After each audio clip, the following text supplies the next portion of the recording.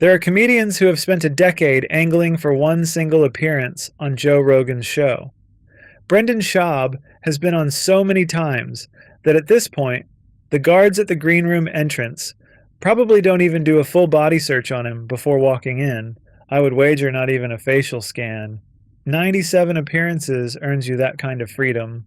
Full disclosure, when I first saw that number, I wasn't surprised. Not even a little. Schaub has built an entire career on catching whatever momentum happens to be moving near him and compounding it. Watching him is a little like watching a pileup in the Midwest during February. At some point, you may just wonder, who's paying for all of this? You know you should look away, you don't, and you hate yourself a bit for staying. And here's the interesting part. If you strip the annoyance out for a second, the guy found an actual niche and built a personal empire out of it. It just happens to be an empire that some argue runs almost entirely on contempt and pot shots. This is prototypical chat GPT. How do I talk to Brendan Schaub? Here it is. He's dumb. He's a meathead. He's bad at podcasting. He was a bad fighter. If I post a truck, did you flip it? The standard, right? The standard. None of it's original. So his team put in chat GPT. How do I talk shit to Again, he's in Brazil, so I don't know. Maybe it's a translation issue. Yeah. If you think yourself as dumb, I never said I was dumb. I might call myself an idiot, but compared to him, I'm Elon Musk. Well, he's not talking to you about that. Think about my fans, which is, if you're listening to me, that means I'm dumb and he's dumb, and the fans are dumb, right? According to JRE Library, the fan-run database that has spent years cataloging every episode Rogan has ever released, Brendan Schaub holds the record for the most guest appearances in the show's history, 97 of them. Brian Callen is second at 91. Eddie Bravo is third at 90. A different tracker, JRE.AI, puts Schaub's number in the mid-90s instead. The exact figure moves depending on which archive you trust, but shave a few off in either direction, and the headline doesn't change. No matter which spreadsheet you're looking at, Brendan Schaub sits at or right next to the top of a guest list with more than 1,200 names on it. My actual theory going in is that this was never really about Schaub earning anything. It's proximity. He spent years generating content and views inside Rogan's ecosystem, and in return, Rogan handed him a platform most people would trade a limb for. Whether that trade also bought him anything else, respect, stardom, actual affection, is the real question this video is asking. I would be dating myself to say that Schaub has nothing to show for any of this, but I want to dig into what happens to a man's career when he buys a one-wish willow, and wished for as many impressions as the algorithm could give him. If you've ever actually sat through a fight companion, you know the vibe. It's not appointment viewing. It's the kind of thing you put on specifically when you don't want to be too invested in whatever you're doing, which weirdly is the whole point. Fight Companion is Rogan's long-running UFC watch-along format.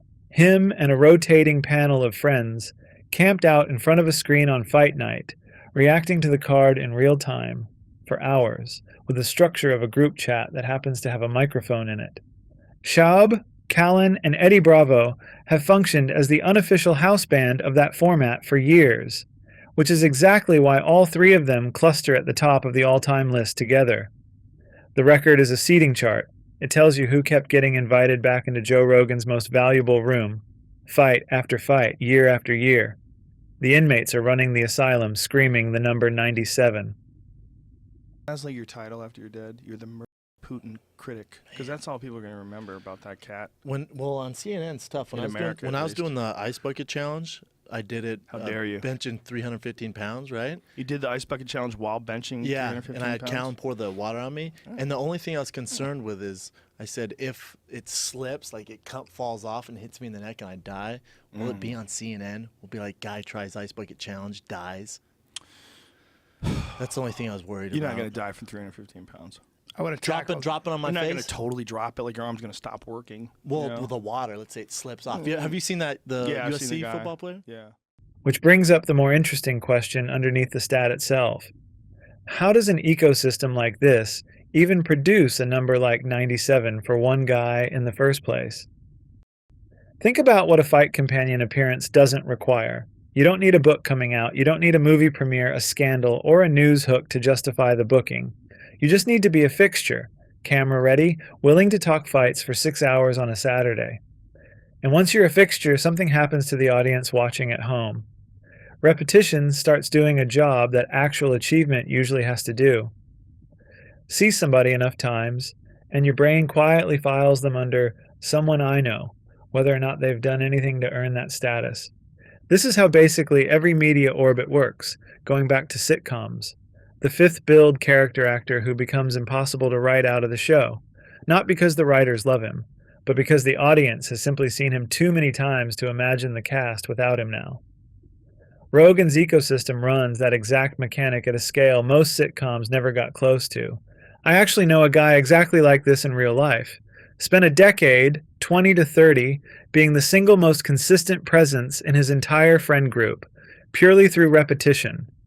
But he also repeated being late, repeated defensiveness instead of accountability. Still does to this day. People admired it. People copied it. But it faded. He's got a business now, a nice studio, all the trappings of having made it. But he's never actually had a moment. Consistency became the whole personality, and the breakout never came. That's Schaub's story too. Just with a UFC watch-along, standing in for the friend group. And honestly, I think familiarity-based fame like this is basically trauma bonding at scale. You don't necessarily like the guy. You've just survived 97 episodes in his company, and now you're attached whether you meant to be or not. To be fair to him for a second, and I don't say that a lot about this guy, he was a good structural fit for the format. Former UFC heavyweight, so the fight IQ isn't fake. It's just not good. He had years of on-mic chemistry with Rogan and Callen before the format became a recurring fixture. But if I'm honest about what I actually notice when I watch him, it's less sharp fight analyst and more protein and sliding into people's DMs energy. That's the persona. And in my experience, guys who lean that hard into the tough guy act are usually underneath it, kind of a sad little puppy. That's just my read on it. Form your own. My germs. You can't let that be something that everybody does. Because it's not that we're because you'd get into what you'd have to define what an injury is now. Mm-hmm. Suddenly people would all have injuries. Well, not only that, people would do it in the off season and put on crazy strength, and Americans and would lose some hate of it. you. Exactly. The world would hate the sport if they knew everyone was cheating, exactly, and roided to the gills. It's just not pure. People want to assume their heroes and the guys they see on TV or gals are supplement free. Yeah, and if we got to a point where everyone is like doing, like it's all obvious they do it, well, like it's listed in their stats, you know, he takes 15 milliliters of this chemical, can you imagine? dioxymacathate, and he tells like the whole stack that he's on, and it's all about getting the right stack. But it really raises a really important, but it raises a very important question. You can hear the fit on display in an episode like JRE number 619, back in March of 2015, Callen and Schaub riffing for 3 hours on everything from judging controversies to their own podcast. You can hear the same skill set on JRE number 2498 from May of this year, where Schaub's back in the chair just because it rained.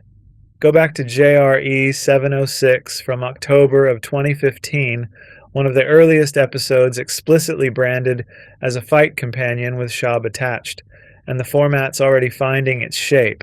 Loose structure, constant crosstalk, no agenda beyond watch fights and talk. Jump to JRE MMA, show number 36, from July of 2018, Schaub and Callen again, and the pattern hasn't moved an inch. And it's still running today. Check the fight companion from September 6th of last year. Schaub alongside Brian Callen and jiu-jitsu star Gordon Ryan doing the exact same job he was doing a decade earlier. Dang, she's so beautiful, but her body's so ridiculous. It's like, are you a person? God. Yeah. I'd risk it all for that girl. And then you got Paige Van Zandt, who's... Why does it say 155? She's not 155. That's a typo. Come on, UFC. God. People on the web. Someone's They could also She's 155. They could also do a better picture of her. Some girl who works for the girlfriend of the web designers. Like, weight is 155. 45, but she's 55. She's easy on the eyes too. Yeah, she's beautiful. Yeah, they're both gorgeous women. Here's the actual paradox at the center of this whole story, and it's the real point, more than the raw number ever was. Access is not the same thing as affection. Being platformed constantly can make you recognizable. It can't make people agree on whether they're happy to see you. My honest guess is Schaub doesn't fully see that gap in himself. I think in his head, how big is my platform and how loved am I are running pretty close together. Some, how do I say this, disagree. Or on the HBO show, the thing when we were kids, there was none of this, Bubba. Right. So where's this come from? Where's this come from? And you're talking about less than 3% of the population. What are you doing it for? Yeah. So more kids come out as right. Why don't we focus on other? So what you isn't there bigger fish to fry? See what you did? Isn't there bigger fish to fry with the agenda with adolescents? Oh, look, Brendan. I agree with you. You know, this is what you did. It's like he found the envelope, and now he's on Hollywood Boulevard with a microphone. He's one of those guy. people. You know what I mean? And the people are trying to drive by, and he's like, "Stop!" Yeah. So I'm not disagreeing with you. It's also fair to give the format itself a second here, because there's a reasonable counter-argument. Every long-running show does some version of this. Sitcoms, late-night desks, sports broadcast booths all lean on familiar recurring faces, because familiarity is comforting to an audience. That's a fair point. It just doesn't settle the question this video is actually asking, which is less, is this normal, and more, what does this specific amount of it actually buy you?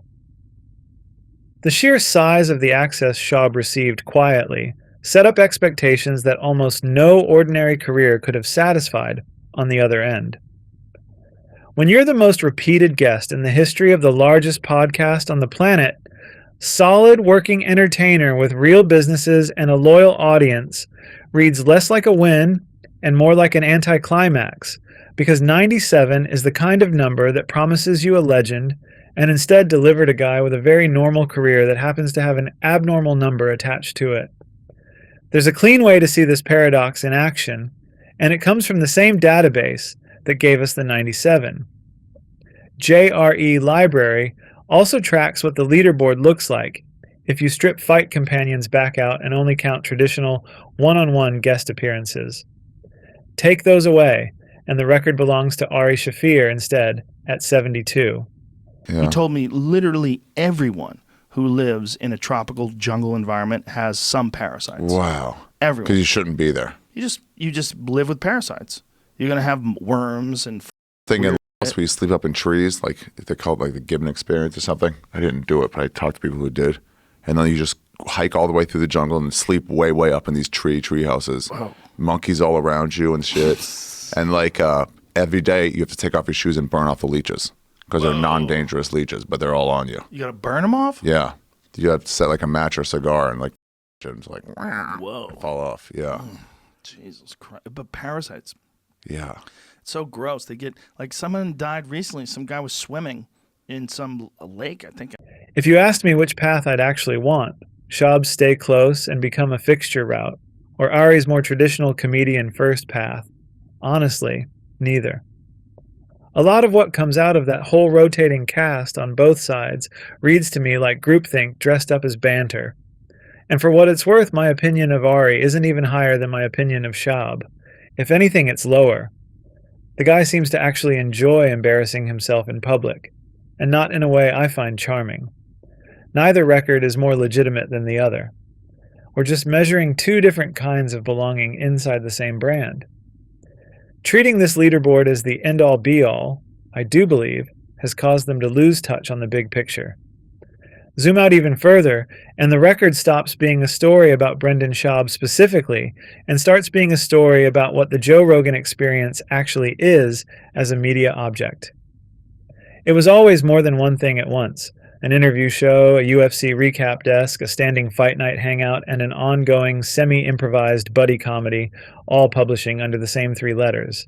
The episodes that end up as headlines are always the single viral conversations, but the real engine driving engagement for everyone is the format's ability to repeatedly make the exact same handful of people look central to the whole operation until the audience stops questioning why they're there. JRE doesn't book guests so much as it grows recurring characters, and the real currency inside that system is being invited back enough times that your presence starts to feel like a given instead of a choice. So if a friend asked me at a bar, flat out, is Schaub actually a star? Yeah, I'd say yes. The same way the people who go on Caleb Hammer's show are stars. Famous, watched, talked about, just not for the reasons that feel good. That's the one I'm thinking about maybe more than even the title fight. Yes, there's a few more than the title fight. That The title fight, fight's exciting to me, though. is it? Yeah, I know it's not that much to you. I like it. It's not that I don't like it. I like it, but I love Francis and Overeem, and I love Gaethje, Alvarez. Yeah, I agree. You know, Alvarez is an underdog. Ooh. I like his shot as an underdog. Wow. Because I think That's incredible. as much as I love Gaethje and I should root for him more, I do root for him because we're from from Denver. He's my old team, stuff like that. I've trained a ton with him back in the day. I just feel like at a certain level, that stand and bang Leonard Garcia type of style at the upper echelons can get you in trouble. And if Eddie Alvarez wants to play that game, he's going to lose. But he has the skill set to win by decision, outsmart him, not play that meathead game. See, this is where I disagree. I don't think that Justin Gaethje really plays a meathead game. If you're inside a media ecosystem like this one, chasing proximity to whoever the biggest platform in your world happens to be, 97 is the number that should make you pause before you assume more access automatically solves the problem you're actually trying to solve. Access gets you into the room, reliably, for years. But at some point, the audience still gets to decide what they think of you, completely independent of how many times you've been let back in. And that applies way beyond one guy's guest count. We live inside a media environment now that's obsessed with exactly this kind of number. Most appearances, most views, most subscribers, most anything that fits on a leaderboard and gets screenshotted. Leaderboards are seductive precisely because they look like proof. 97 feels like an argument settled before you've even asked what it's an argument for. I wanted to make this video because outliers like Schaub tell you a lot about how the whole Rogan sphere actually works underneath the surface. And somebody's got to explain that to you. Ask and you shall receive. I shall bestow, 97 appearances, and depending on where you're standing, that's either a genuine achievement or the clearest proof yet that this whole ecosystem is one very well monetized group chat with an audience watching through the window. Go ahead and laugh about it in the comments. That's honestly half the point of this one. If you made it to the end, do me a solid and like the video and subscribe to my channel. I'll see you in the next one.